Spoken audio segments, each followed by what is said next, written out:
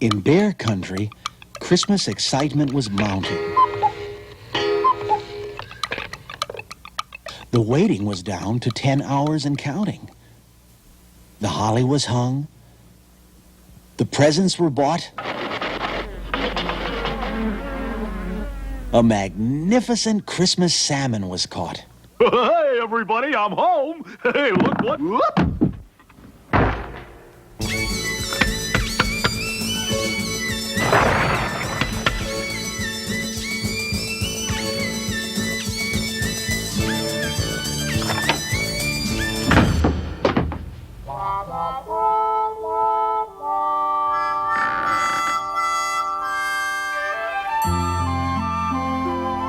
And now it was time for the most fun of all. Getting the tree. A tree full and fat. Straight, green, and tall. For the Christmas delight of the bears, one and all.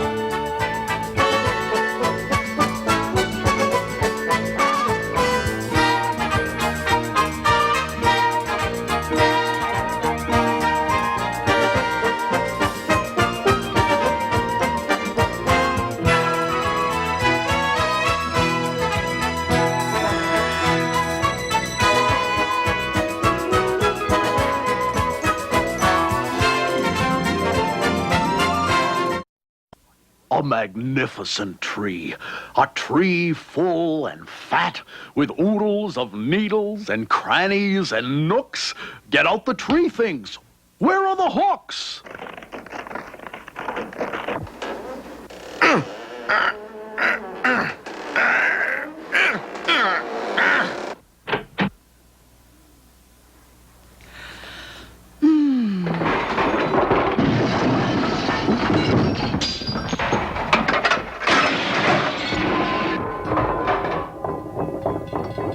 They had boxes of things in closets and cupboards and corners of halls. They had bangles and bells and bright-colored balls. There were some that were heirlooms, saved year after year. A Santa Bear sled with tiny reindeer. Strings of bright beads to hang in festoons. A musical bear that sang Christmassy tunes. 'Tis the season to be furry, especially if you're a bear. But the bear's finest tree thing, their finest by far, was the thing for the top, their Christmas tree star. It had 18 points and was so glittery bright that the stars of the heavens seemed dim in its light. What an array. What a display. What a grand and glorious sight it will be when we hang all this stuff on our Christmas tree. Why, bears will come from near and far to see how Christmassy we are. Ta-da! So all the bears needed now, don't you see? All that they needed now was the tree. A tree straight and tall. Fine, full, and fat. Come, cubs, Said Papa, as he put on his hat. Now be sure to dress warmly. Said wise Mama Bear. There's more than a hint of snow in the air. And oh yes, buy our tree down the road from Grizzly Gus. I'm sure he will have the right tree for us. Snow? Said Papa, sniffing the air. Not a chance. The weather today will be bright and fair. Besides, I can always tell if we're going to have snow by a sharp shooting pain in my left big toe. Bye-bye, Mama, bye-bye. Bye, Mom, bye-bye. As for Gus and those trees lying in stacks, not for us. Papa said, as he took up his axe. But, Papa, I don't mean to fuss, but Mom said to buy one from Grizzly Gus. Christmas trees. Fresh cut indeed. It looks more like some overgrown evergreen weed. Merry Christmas, Gus. We were just... come, cubs.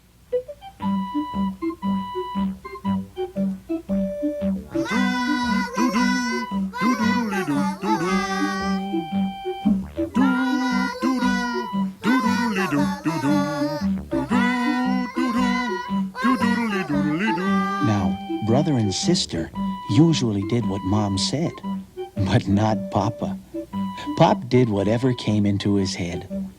And a fine, fat tree is what came into his head that particular Christmas. No matter what, no matter where, if it means going down to the Panama Isthmus, if it means climbing up to the top of Pikes Peak, I will find the right tree if it takes us a week.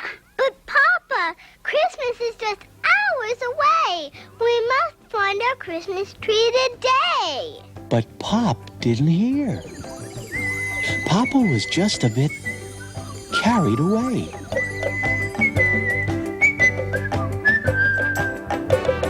We need a tree for Christmas, a fine fat tree is a must. Without one, frankly, Christmas Day would be an awful bust.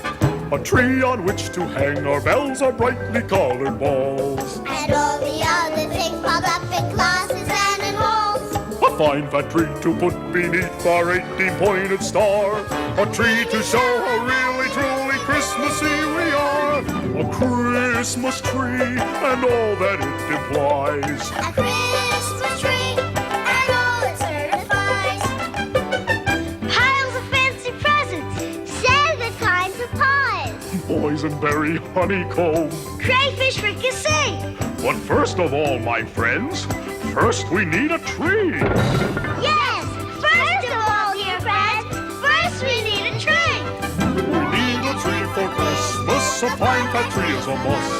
Without one, frankly, Christmas Day will be an awful bust. But Pa was forgetting something that day. Christmas is more than show and display. It's more than just tinsel and pink plastic stars and stuffing yourself with sugar nut bars. There was something important that Pop was forgetting. Christmas is for giving. It isn't for getting. This was a time to be thinking of others. Mamas, papas, sisters, brothers. A time to think of each neighbor and friend. But all that was forgotten as they rounded a bend. As they rounded that bend, what did they see? Papa's perfect Christmas tree. What a tree. What a tree. This surely was it. Its green was so green. Its tall didn't quit. Its nooks all had crannies. Its crannies had nooks. The one question was, would they have enough hooks? What a tree for our bells, our bright-colored balls, and all the things stacked up in our closets and halls. The perfect tree to put beneath our 18-pointed star. The perfect tree to show how Christmassy we are. Stand back, Said Papa, making ready to chop. Wait! Sister cried. Hold it, please, Pop. On the timely advice of small Sister Bear, Pa managed to stop that axe in midair. And a good thing, too, for that Christmas tree trunk just happened to be the home of a skunk.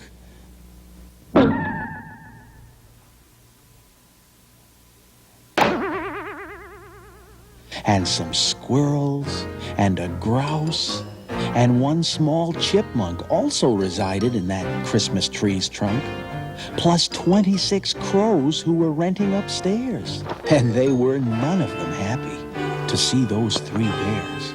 though this tree at first seemed quite a find, it isn't quite what I had in mind. Come, Cubs! There was something else Pa hadn't in mind as they rapidly left Mr. Skunk's tree behind. That the coming great day was the crows' Christmas, too. And the squirrels, and the chipmunks. If he chopped down their tree, what would they do? And the skunk and the grouse, what would they do if he chopped down their house? Where would they have their holly and bells, their Christmas goodies, their Christmassy smells? How would they enjoy their Christmas feast? But such questions as those did not bother Papa, not in the least. His head was so filled with his bangles and bells, his bright-colored balls, his tree things stacked up in closets and halls, that there just wasn't room for anything more. Onward! Cried Papa, and the bears pressed on with their Christmas tree chore. I will find the right tree. I must and I will. I will forward any speed. Climb any hill. Go over Niagara Falls on a log. Penetrate the impenetrable fog. Brave the terrors of sinister bog. I will find the Christmas tree we seek. I will find the right tree if it takes us a week. No matter what. No matter where. Just as sure as my name Papa Bear. is Papa Q Bear. But please, Papa, please, we must find a tree soon. Sister's right, Dad. It's getting late in the afternoon. A tree fine and fat, straight, green, and tall. And at that very moment, the snow Mom predicted started to fall. Hey, wait, Papa, hold it. Wait for us,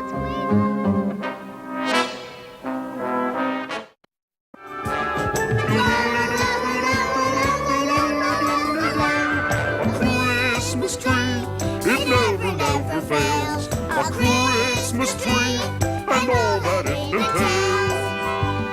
entails. 7 kinds of honey, Pails and pails and pails. Chopped sardines with cherry sauce. chocolate-covered snails. Chocolate-covered snails. Yeah! Yes, a Christmas tree is something we cannot do without. Because a tree with all the trimmings is what Christmas is about. What a tree. Yeah, it's really a beauty. Axe, Papa said. do your duty. It was quite a fine tree, sedate and tall, graceful and regal. It was also, it happened, the home of an eagle, and a hawk, and a wolf, and a great snowy owl. The eagle took off, while the hawk, and the wolf, and the great snowy owl set up a terrible, terrible howl. The noise seemed to come from every direction. Then, Mr. Eagle expressed his objection.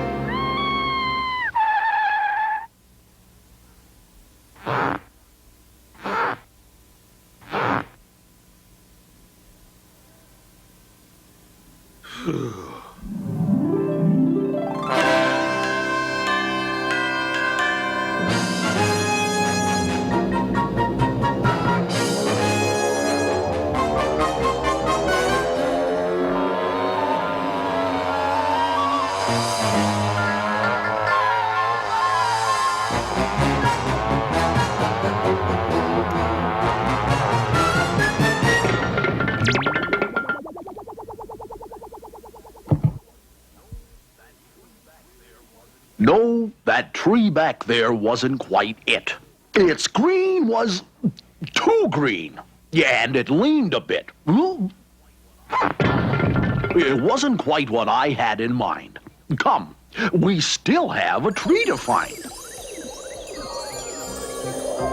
Completely ignoring Papa's left big toe, the snow had become a really big snow. A snow of snows. A blizzard of blizzards. Why, there was snow on the ground up to their gizzards. Up the mountain, follow me. I'll find one soon. You'll see. You'll see I'll find the perfect Christmas tree. I hope so, Dad. The snow's getting deep, and the mountain is getting pretty steep. Full and fat, tall and green, The finest tree you've ever seen. Now that is the kind of tree I mean. Hurry, Papa, chop it down. Yes, we still have time to get back to town. But Papa was silent as he looked at that tree. Strangely silent. What did he see? What Papa saw through the driving snow was a tiny window. Within, a glow. Pop hardly breathed. He spoke not a word. What he saw through the window was a tiny snowbird, busily trimming his Christmas tree with the help of the members of his family.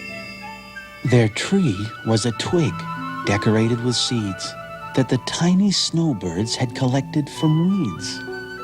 And for the first time that day, Papa saw Christmas in a different way. Maybe it was the tiny twig tree, or maybe the seeds that helped Papa see the other guy's needs. Merry Christmas! But whatever it was, Pa shouldered his axe and spared the tree. He remembered what Christmas is really about. He'd had it all backwards and inside out. This is a time to be thinking of others.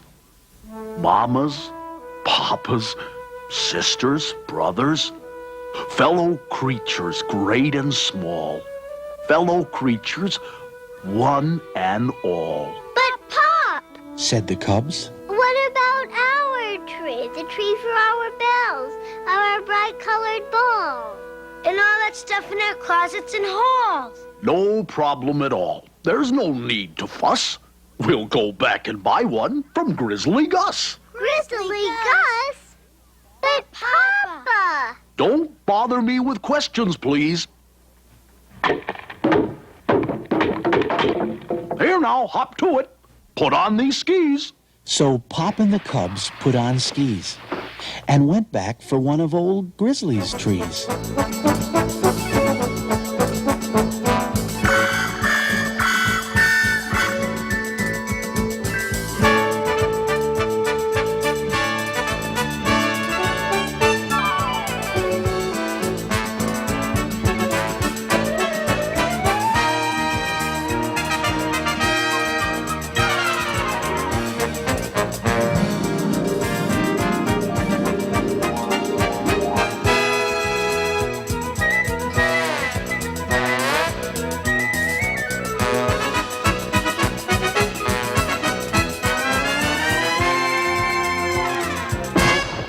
But when they got back to the Christmas tree lot, the lot was there, but the trees were not.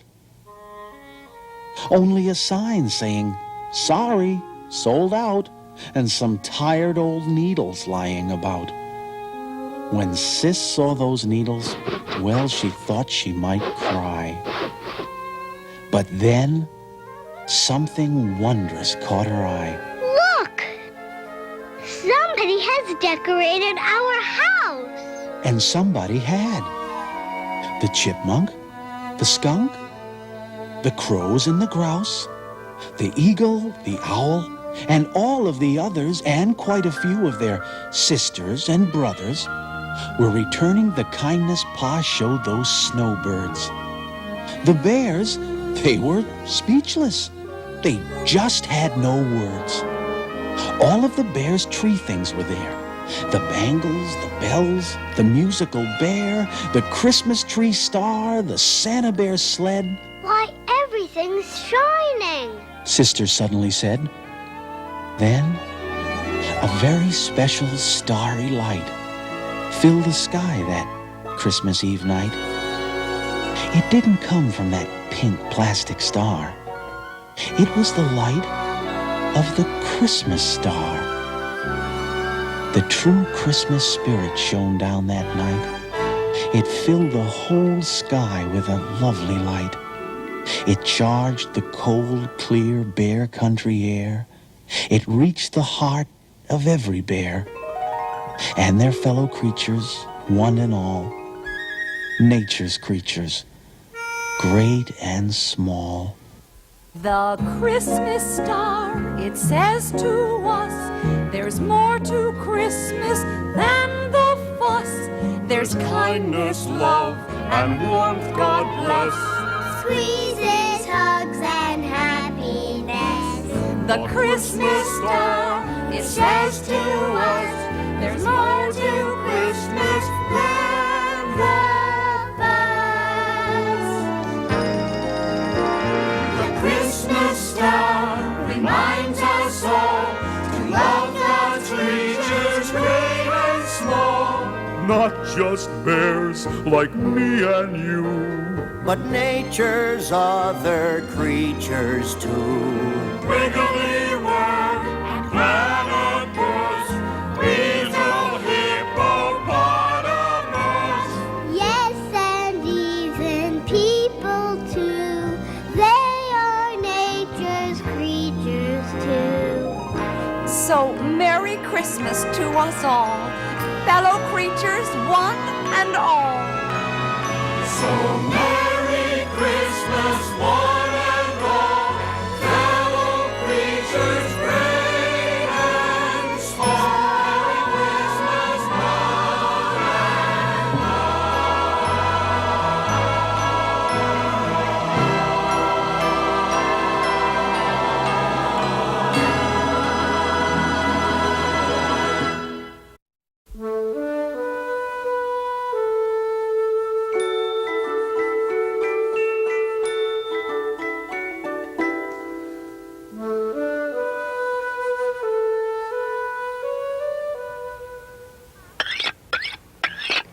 Pop, I'm not thinking of others' bit. How about the salmon? How about it? Your remark shows wit and perception. But in the case of the salmon, we'll make an exception.